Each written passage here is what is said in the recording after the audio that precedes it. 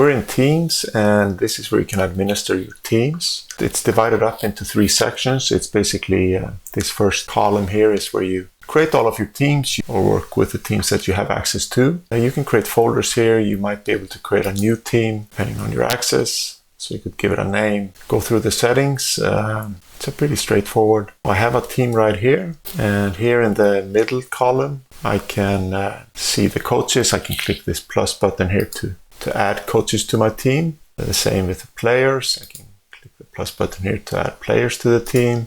For the players, I can press on the players here, and then it's easy to press on the picture if I want to change it. Date of birth to input the date of birth, phone number, and so on. I can send a message to them. I can click these 3 buttons here for some shortcuts to their access. And then here in the right side, maybe you're only going to use one main group. Each team has one main group with all of the coaches and all of the players in the team. But you can also create extra groups. So let's say you have a strength training group, which is a subset of this main team here. Maybe I want some different settings for that group. And then it's easy to just drag and drop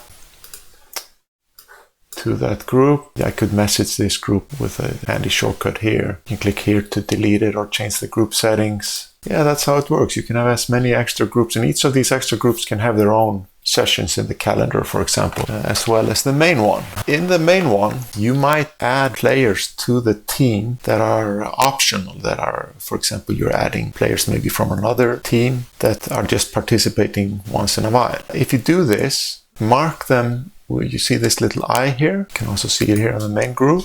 Click on the eye for those players, and then they're marked optional and they are grayed out here. That means that they will not be participating in by default on the sessions you create for this group. If you're in the calendar here, and so you can always click participants, and then you can see how easy it is to add them to this session, for example, which means they now get notifications in their app about this session and they are participating in it. Right, and those are the basic functions of Teams feature. Thank you for listening.